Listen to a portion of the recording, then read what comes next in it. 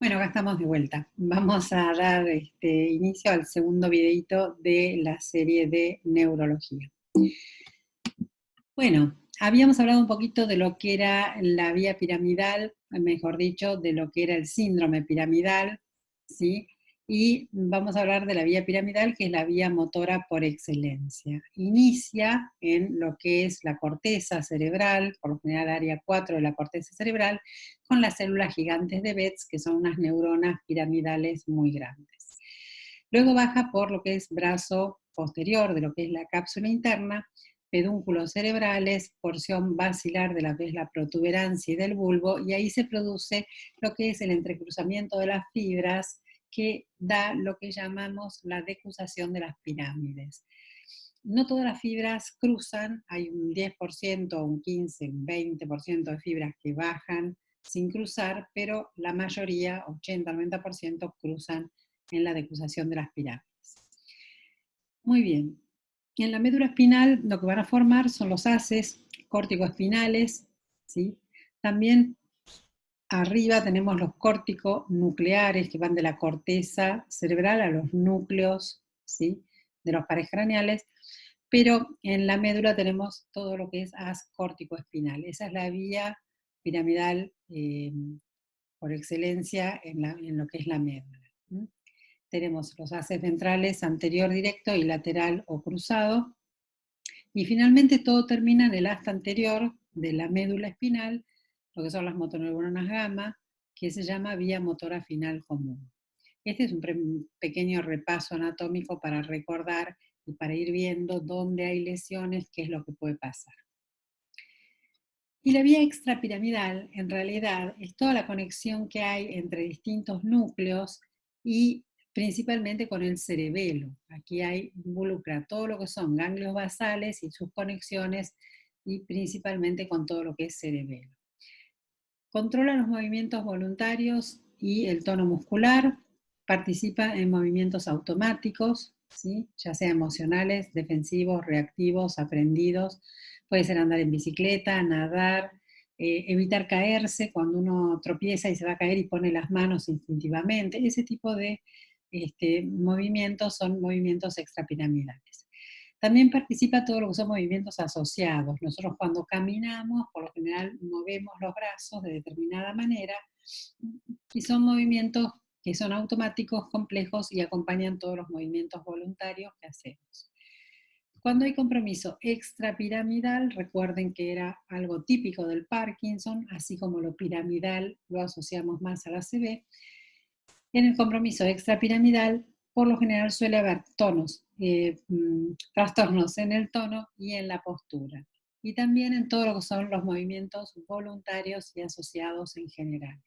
En el caso de Parkinson, ustedes van a ver que las personas que tienen Parkinson, por el extrapiramidalismo que tienen, tardan mucho en arrancar el movimiento y en frenarlo. Es decir, hasta que uno da la orden desde el cerebro, desde la corteza cerebral, de que quiere levantarse de una silla, está haciendo varios intentos a que logra finalmente levantarse de la silla. Bien, ¿qué pasa con el paciente hemipléjico? Bien, en general suelen ser las lesiones de la vía piramidal, de la motoneurona superior. Recuerden que en el ACV, cuando hay una isquemia, ¿sí? Y hay una necrosis, lo que vamos a ver son las hemiplegias. Las lesiones pueden ser corticales a nivel de la corteza cerebral, pueden ser subcorticales, pueden estar en la cápsula interna, en el tálamo, en el cuerpo estriado, o puede haber lesiones ya en el tronco encefálico, los pedúnculos, y afectar los pares craneales. Cuando son, por lo general, por tumores, hematomas, isquemia frontal, etc., lo que vamos a tener son las lesiones corticales. Acá podemos llegar a ver afasias, déficit intelectual, asterognosia, muchas veces todo lo que es el deterioro cognitivo. En las lesiones subcorticales vamos a ver isquemias o afectación del centro oval principalmente. Las lesiones de cápsula interna son las que son más frecuentes cuando tenemos un accidente cerebrovascular. Las del tálamo da un síndrome que se llama síndrome talámico, que es un síndrome sensitivo. Ustedes saben que casi todas las vías sensitivas, por no decir todas, pasan por el tálamo, excepto la vía sensorial del olfato, esa es la única que no pasa por el tálamo, pero en general todas las vías sensitivas pasan por el tálamo. Cuando hay lesiones de cuerpo estriado, pueden aparecer hemiplejías con alteraciones extrapiramidales también, y en las lesiones de tronco encefálico y de los pedúnculos, cuando hay afectación de los pares craneales, empiezan a aparecer todo lo que se llaman síndromes alternos, que ya los vamos a ver. Las paraplejías pueden ser espásticas o paraplejía facial flácida medular o por compromiso radicular o polineurítica. La espástica dijimos que era por la lesión piramidal, va a tener los miembros inferiores en extensión y las masas musculares muy duras y con hiperreflexia, clonus, Babinski positivo. Puede haber trastornos de los esfínteres y puede ser por compresiones medulares, que a veces son lentas y den un compromiso de la neurona piramidal de aparición lenta.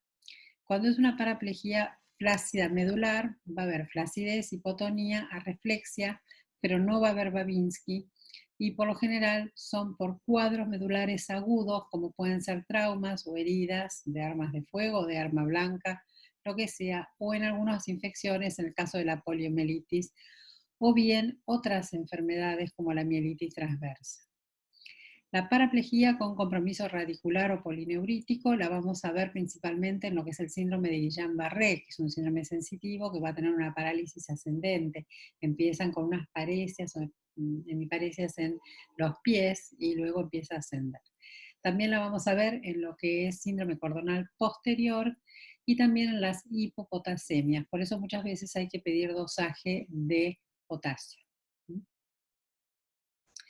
Las cuadriplejías y monoplejías, vamos a tener cuadriplejía espástica, que son por lo general lentas, cuadriplejías flácidas, que son agudas, y cuadriplejías por hipopotasemia, al igual que veíamos anteriormente. Y las monoplejías, por lo general, suelen ser por lesiones en lo que es motoneurona inferior. Y los síndromes alternos es cuando nosotros tenemos afectación ya de lo que son pares craneales, por lo menos de los núcleos de los pares craneales. Entonces, son pacientes que van a tener hemiplejías de un lado y contralateralmente, es decir, del otro lado, alguna afectación típica de alguno de los pares craneales. Así tenemos el síndrome de Weber. Síndrome de Weber es hemiplejía de un lado y parálisis del motor ocular común del otro lado, el par 3, motor ocular común.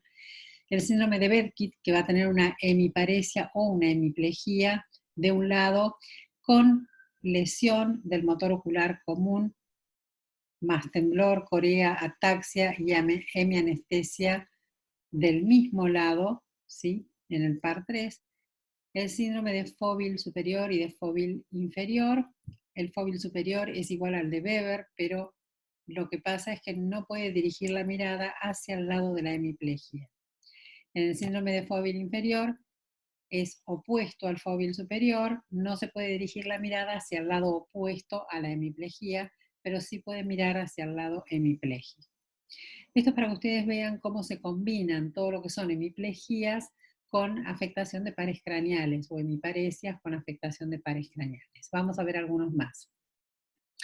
Los síndromes de la protuberancia. Vamos a destacar el síndrome de Milliard-Gruber, que es una hemiplegia facial de un lado, y del otro lado, contralateralmente, están afectados otros pares craneales como el motor ocular externo y el nervio facial.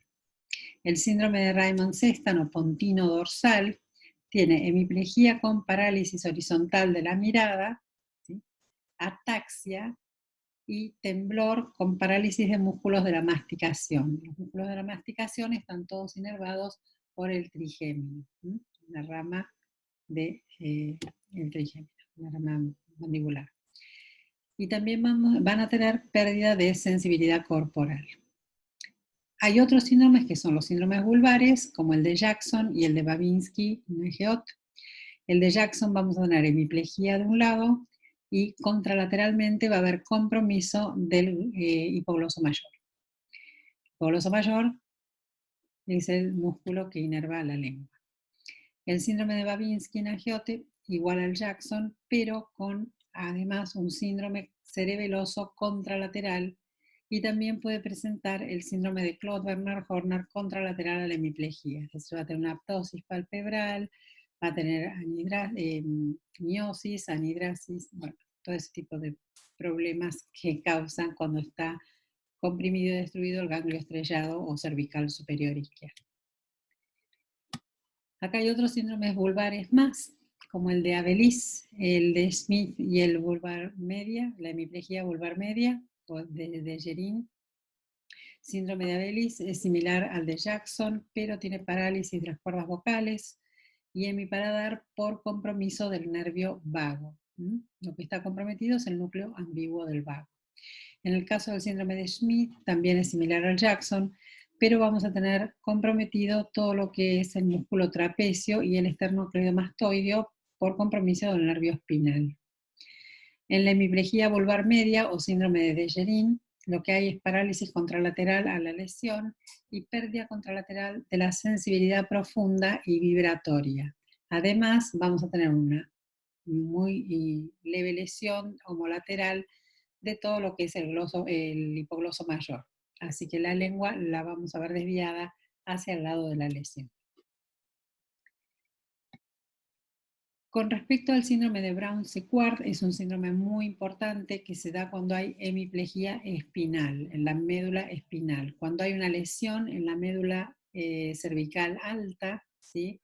Puede ser por singomielia o por esclerosis múltiple, el paciente va a presentar hemiplegia que respeta la cara homolateralmente con trastornos de sensibilidad profunda en el mismo lado donde tiene la hemiplegia, y trastornos de la sensibilidad dolorosa y la sensibilidad térmica, lo que es la termoalgesia, contralateralmente, y va a tener una pequeña banda de hiperalgesia por encima de lo que es el nivel afectado.